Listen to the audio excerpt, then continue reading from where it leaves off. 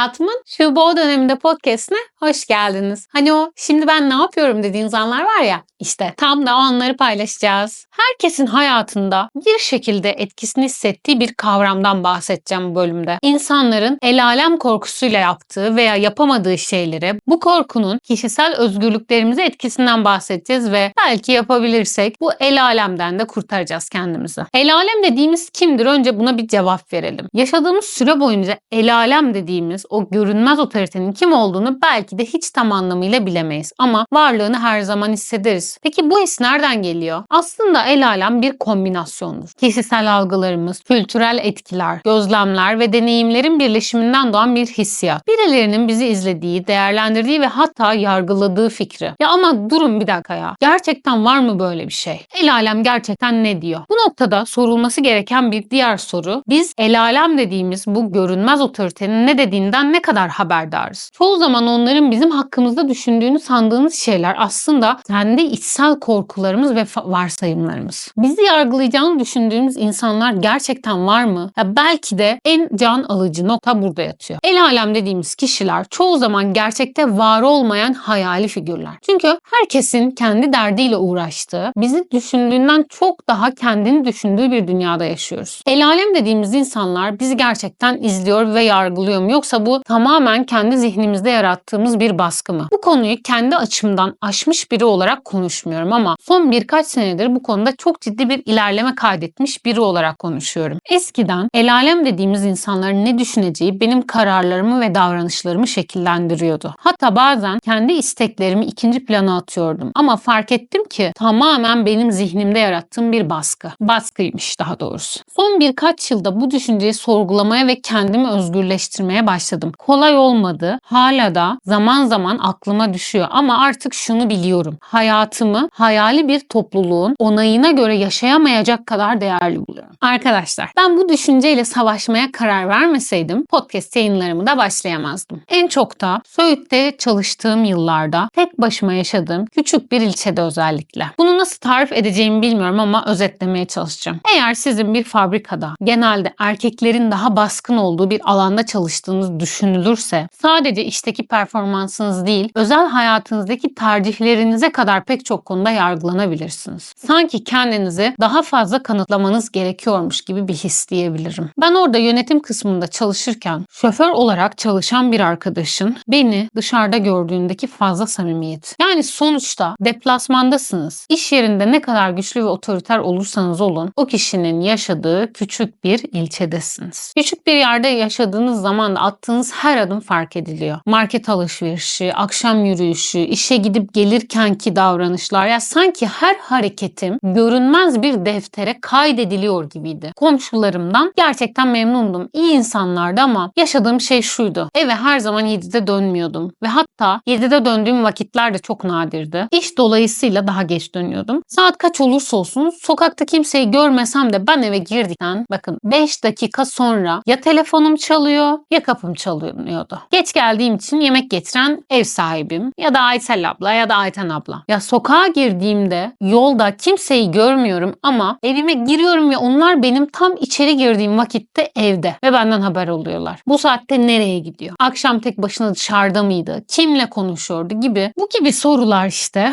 aslında kimsenin yüksek sesle sormadığı ama gözleriyle sorguladığı şeyler. Ya bunu neden anlatıyorum? Çünkü zamanla anladım ki bu sadece benim zihnimde büyüttüğüm bir durumdu. Belki de kimse gerçekten o kadar dikkat etmiyordu ama ben kendimi o kalıpların içinde kısıtlıyordum. Evet, tabii ki dikkat ediyorlardı ama ben neden kendimi kısıtlıyordum? Yani şu anda orada değilim mesela. İlişkilerim iyi olduğu sürece ama ben istesem de istemesem de kendimi o kalıpların içinde buluyordum her seferinde. Şimdi yakın geçmişe dönelim. Ofisteki görünüşünüz üzerinden gelen el alem baskısı. Bugün neden bu kadar şık giyindin? Saçını mı değiştirdin? Kilo mu aldın? Biriyle mi buluşacaksın? Yok mu sevgilin? Ne zaman evleniyorsun? Arkadaşlar, çok fazla şeyle mücadele etmiş bir kadın olarak hadsiz insanların da hayatımla ilgili yorumlarına kim olduklarına bakmaksızın cevap vermeyi öğrendim. Bu yaşadığım ofisteki sadece bir gün değil, bir mücadele alanı gibiydi. Görünüşümüzle yapılan bu tür davranışlar genelde masum gibi bir şey gibi görünüyor. Masum bir sohbet gibi görünüyor ama aslında altında ciddi bir el alem alem baskısı yaratıyor. Özellikle de şu: evlenince bu kadar sık seyahat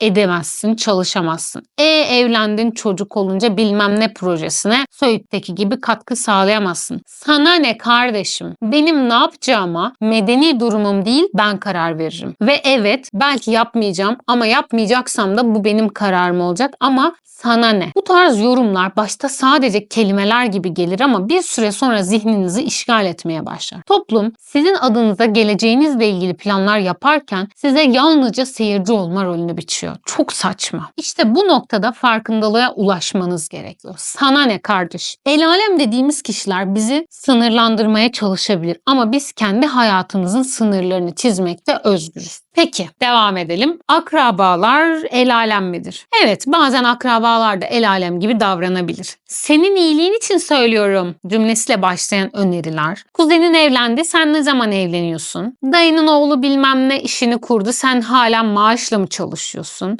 Evlendin, çocuk yap. Ya da çalışıyorsun, daha çok çalış, şimdi ne çocuğu gibi. Ya da halen sınava mı çalışıyorsun? Bir işe gir. Niye bekliyorsun? Ben senin yaşındayken şunu yapmıştım. İşte bu bilindik cümleler iyi niyetli gibi görünse de aslında bireyin kendi kararlarını sorgulamasına neden olabilir ve en önemlisi insanın özgür iradesine saygı duyulmadığı bir ortamda bulabilir kişi kendisini. Ama burada önemli bir fark var. Aileyi, akrabaları sevdiğimiz için ve onların bizi sevdiğini bildiğimiz için bu baskıyı nasıl yönettiğimiz çok önemli. Aile, akraba, el alem olmaktan çıkıp gerçekten destek veren bir güç haline gelebilir. Sevgi, saygı çerçevesinde onların endişelerini anladığımızı ama kararlarımızın bize ait olduğunu ifade etmek bu tür baskıları azaltabilir ve bu tamamen karşılıklı iletişimle mümkün. Peki, arkadaşlarımız el alem midir? Burada cevabım benim için hayır değildir. Kendi sosyal çevrem için söylüyorum bunu. Ya arkadaş sonuçta, ya az önce bahsettiğim gibi mecbur olduğumuz değil, kendi seçimlerimizle kurduğumuz bir alan. El alem olmaya karar veren de zaten o alanın içinde değildir. Ama bu soruya herkes kendisi için bir cevap vermeli. Arkadaşlarınız bazen farkında olmadan el alem rolüne bürünebilir. Bir gün bir arkadaşınız size bunu yapabilmek için daha çok deneyim kazanman lazım, senin yaşında ve durumunla bunu başarman zor canım benim derse, buradaki amaç sizi cesaretinizden ya da potansiyelinizden şüpheye düşürmektir. Bu tip yorumlar bir bakıma sizi sınırlandırma etkisi yapar. Ya da şu: ya çok yoruluyorsun, niye bu kadar çalışıyorsun ki? Bizim gibi rahat yaşarsan daha mutlu olursun. Bu tür bir yorum da aslında kişinin kendi yaşam tarzını ve bakış açısını size dayatmaya çalıştığı bir durum. Dostça gibi görünse de bazen el alem baskısının yansımaları. Burada önemli olan nokta bunlara karşı durduğumuz tavır. Eğer kendinizi sürekli kötü hissettiriyorsa o zaman bu kişi gerçekten arkadaş mı, yoksa sadece dışarıdan yorum yapmaya devam eden bir el alem mi? Bu noktada sınır koymak, kendi değerinizin farkında olmak çok önemli. Bir de tabii o eşinle, çocuğunla aran mı kötü, ne oldu sorusu var. Ne oldu? Sana ne? Ne oldu? Bu tür sorular dostça kaygı taşır gibi görünse de aslında bir başkasının özel yaşamına müdahaledir. İnsanlar ilişkileriyle ilgili neyi ne zaman paylaşacaklarına kendileri karar verir. Kimse kimseye ne oldu diye sorarak sınırları aşmamalıdır. Çünkü bu sizin kim olduğunuzu ve ne yaşadığınızı sorgulamaktan çok sadece bir el alem müdahalesine dönüşüyor. O yüzden böyle sorulara ya sınır koymak ya da gerçekten gereken cevabı vermek gerekiyor.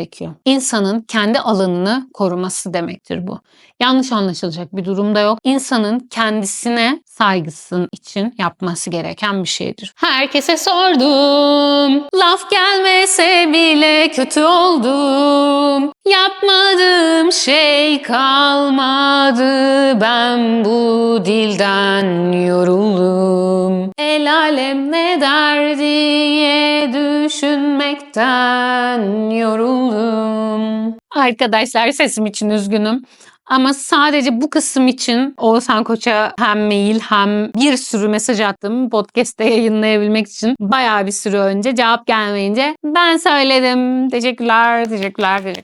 Birazdan bahsi geçecek olan YGA'dan kısaca bahsedeceğim. YGA yani Young Guru Akademi. 2000 yılında Sinan Yaman tarafından kurulan ve gençlerin sosyal sorumluluk, liderlik ve inovasyon gibi alanlarda gelişimlerini desteklemeyi amaçlayan bir sosyal girişim. YGA her yıl üniversite öğrencileri arasında seçmeler yapar ve bu öğrencilere eğitimler, mentorluklar ve projeler sunar. Bu seçmelerin ardından YGA bir zirve düzenler. Bu zirvede de alanında uzmanlaşmış profesyoneller, akademisyenler ve dünya çapında kendini gerçekleştirmiş başarılı kişilerle bir araya gelir öğrenciler ve bu zirve sonunda seçilen öğrenciler Türkiye'nin ve dünyanın önde gelen kuruluşlarında projeler ve stajlar yapma fırsatı elde eder. YGA'nın linkini açıklamaya ekliyorum. Üniversitede okuyanların girip bir incelemesini öneririm. 2014'te YGA Akademi'nin liderlik zirvesine seçilerek Doğan Cüceloğlu'nu canlı dinleme ve Gerçek Özgürlük kitabını imzalatma şansını yakalamış biri olarak Doğan Cüceloğlu'nun benim hayatımda özel bir yere sahip olduğunu belirtmek istiyorum. Ayrıca tam da o tarihte ve o tek günlük olan zirvede sevgili eşimle tanışmıştım. Daha doğrusu